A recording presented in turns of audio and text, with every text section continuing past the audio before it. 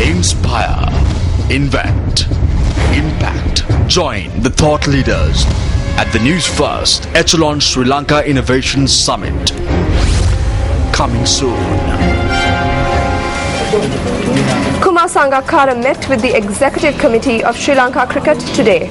However, there are no reports that Sangakkara has received a response to his primary request. A clash of opinions between Kumar Sangakkara and Sri Lanka cricket was first witnessed last week. This was due to indecision on whether Kumar Sangakkara would play for the Kandurata Maroons or the Sunrisers Hyderabad team for the T20 Champions League that is to commence on the 17th of this month in India. SLC Secretary Nishantha Ranatunga said that SLC has made a request of Sangakkara to play for the Kandurata Maroons at the upcoming Champions League. However, speaking at a recent media briefing, Kumar Sangakkara noted that if his request was also carried out, he would adhere to the request made by SLC. Speaking to the media at the NCC grounds on Thursday, Sangakkara noted that SLC should intervene to cover the fine that he would have to pay the owners of the Sunrisers Hyderabad team in order to play for the Kandurata Maroons at the Champions League.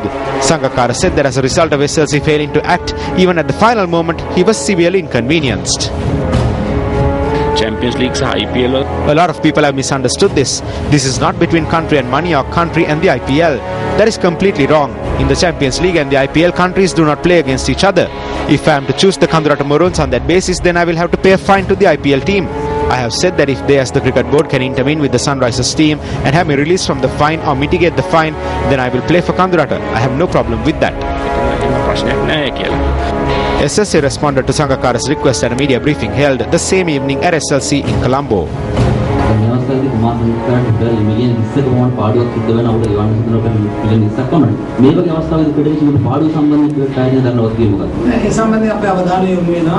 We have drawn attention towards this. If he decides to play for the Sri Lankan team, we will consider this.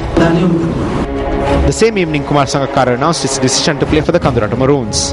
It was against this backdrop that a meeting took place between Sangakkara and the SLC's executive committee today. There are no reports that Sangakkara received a positive response to his request.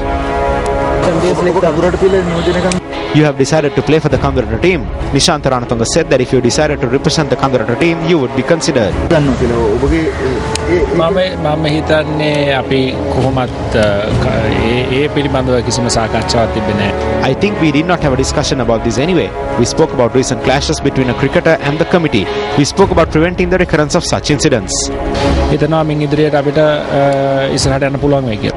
When responses have not been preferred to the primary problem, can SLC President Jayantha Dharmadasa be able to reconcile difference in the future? Up next is Action TV.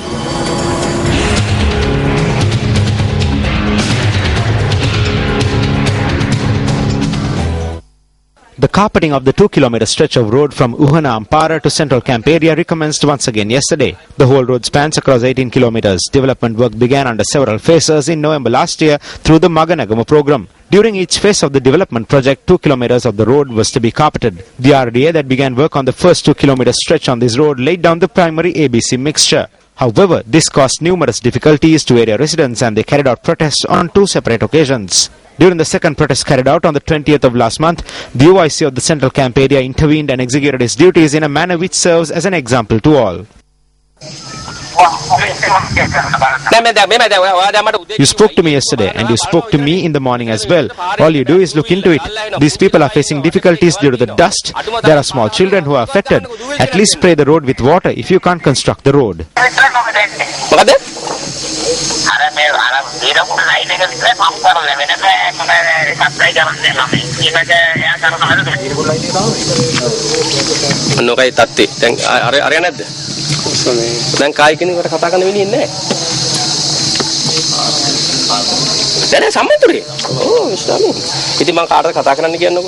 I would have repaired this road if I had tar. Let us seek justice from the courts. I will do this for all of you.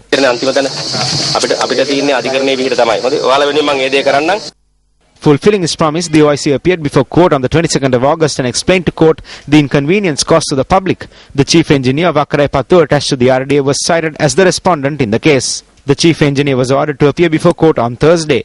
By recommencing the road development activities, the RDA requested the OIC to remove the case that he had filed in court. However, the officer in charge has decided not to honor this request and instead provide details of the development work to the courts on the 5th of this month.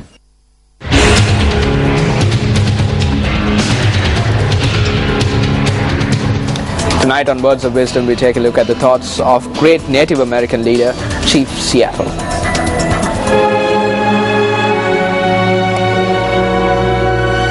We do not inherit the earth from our ancestors, we borrow it from our children.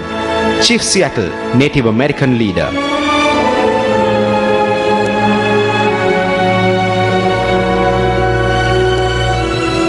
An individual died after falling into a canal in Dehideniya area in Peradeniya. According to the police media spokesperson's office, the remains of the victim are currently lying at the morgue of the Peradeniya hospital.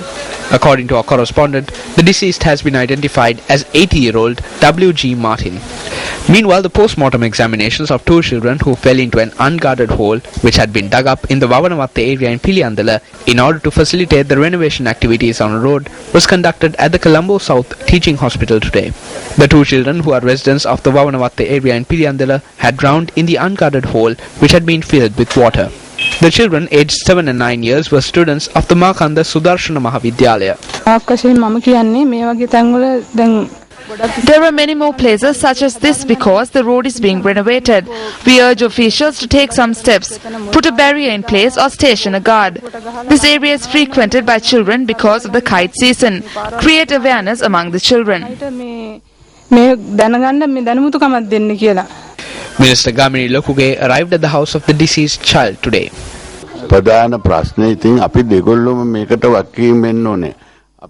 Both parties have to bear the responsibility. We need to look at how we can safeguard our children. The lives of these children have been lost. We cannot bring it back by blaming each other. The construction of roads are not done in secret. The public is made aware of it.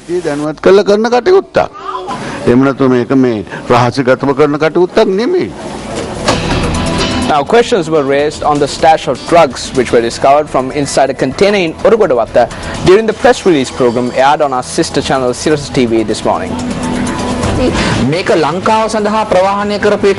Was this container bound for Sri Lanka or was it on its way to another country? We cannot say for certain whether the drugs were intended for Sri Lanka or were headed to another country. Are there any measures in place to stop such containers from entering the country? Yes, we have a number of safeguards in place. They are active 24 hours both at our airport and ports.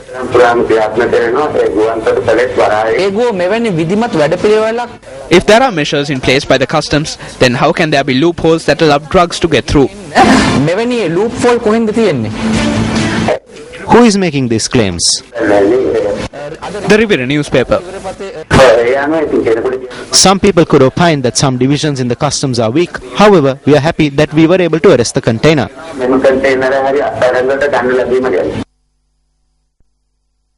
On the business news tonight, the 6th South Asian Economic Summit under the theme Towards a Stronger, Dynamic and Inclusive South Asia commenced in Colombo today with the participation of several dignitaries and renowned economists in the South Asian region and beyond.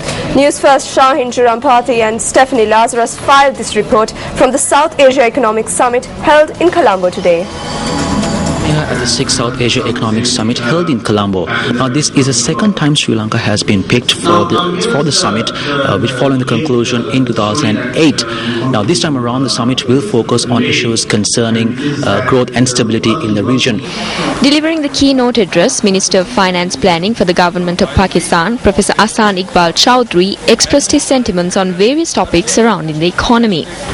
So let the South Asian Economic Summit come out with a Colombo consensus, which says that growth whose fruits are not shared by the people across the society, growth which does not provide equal opportunity to its people, growth which is insensitive to growing inequality and poverty in societies, growth which does not produce political stability and social harmony, may be growth in numbers, but cannot be called growth of societies.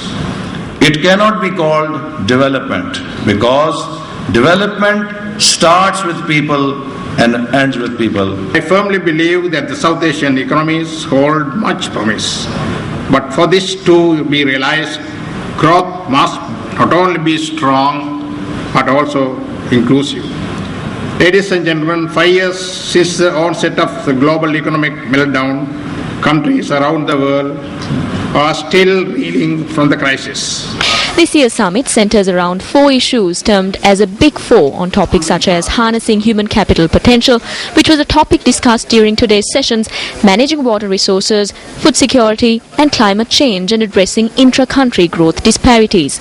Under the themes harnessing human capital potential discussed today, the panel of speakers spoke about reaping the demographic dividend in South Asia. I would say Sri Lanka comparatively is a small economy.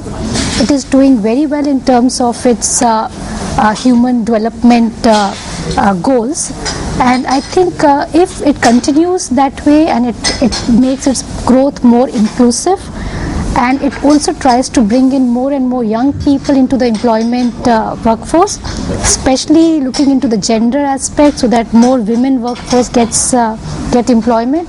I think Sri Lanka has very bright prospects. Speaking exclusively to News First, the Secretary General of the South Asian Association of Regional Cooperation, or SAARC, Ahmad Salim, made the following remarks. Economic cooperation for South Asia, especially the SAARC region, extremely important. And economic cooperation is what is going to make or break the South Asian Association for Regional Cooperation. So it's extremely important for us to conduct business among all others. And I'm really happy that the trade is increasing, in fact, in this South Asian region, unlike some time ago.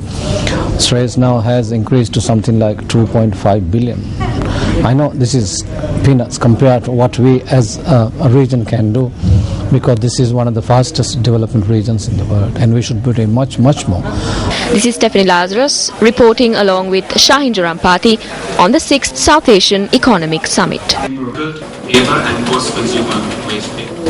Governor of the Central Bank of Sri Lanka, Ajit Niwat Kabra, says that since economics is made up of numerous subjects, one must be knowledgeable on all these subjects in order to provide an informed analysis. The governor of the central bank expressed these views during an event held to present diploma certificates to journalists who completed the diploma in economics, banking and finance. Certificates were presented to journalists who passed the final examination in the program. ආර්ථිකය පිළිබඳව යම් ප්‍රශ්නමාලාවක් සකස් කරලා Preparing questions on economic matters and asking the pertinent questions is not akin to reporting on an incident that has taken place somewhere. You must be able to analyze. You need to be able to understand the story behind the analysis. There are numerous subjects and you need to be knowledgeable on these subjects. That is what I thought from the outset. I felt that if we were to do this in Sri Lanka, it would be a great service. That is why we commenced this program. ලබා ගන්න එක ඉතාමත්ම වැදගත් කියලා තමයි මට හිතුනේ ඒ වෙලාවේදී. ඉතින් මම හිතුවා අපේ ලංකාවෙත් එක කෙරුවා නම් අපි කරන එක ලොකු සේවයක්. ඒ හින්දා තමයි අපි මේ කටයුත්ත පටන් ගත්තේ. The 2013 telephone directory of Viharas in the Colombo district was launched yesterday. Now, the directory was compiled by the founder of the Urumeka Ulpatha Foundation, former Minister Milinda Morugada. An event was held to present the directory to the Mahasangha under the patronage of the acting Sanghanayaka of the Kotte faction of the Siam chapter, Venerable Dr. Ittapane Dhammalankara Thera. The event was held at the Rukmale Dharma Vijayaloka Viharaya. තාක්ෂණ යුගයට ගැලපෙන දේවල් රාශියක් තියෙනවා. There are a number of things that are suitable to the technological age, but we must be strong to take this to the world.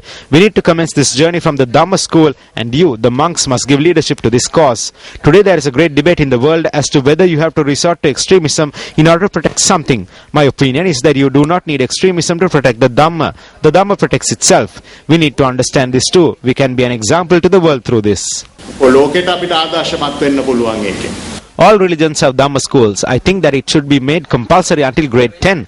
I think that rather than any special influence being exercised on the part of parents or monks, it would be better if this was in the law.